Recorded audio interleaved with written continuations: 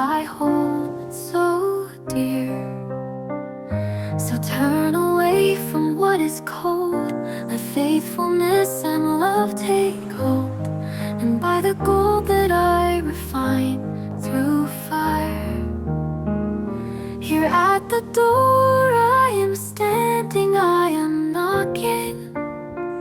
If you hear my voice, if you open wide, we will come in and we will share this meal together, and you'll sit with me on my throne by my side.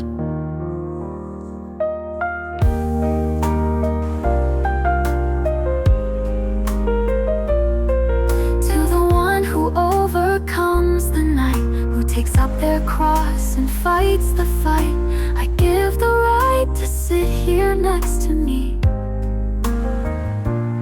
Just as I overcame and won, a victor's crown, the Father's Son, you'll share my throne for all eternity.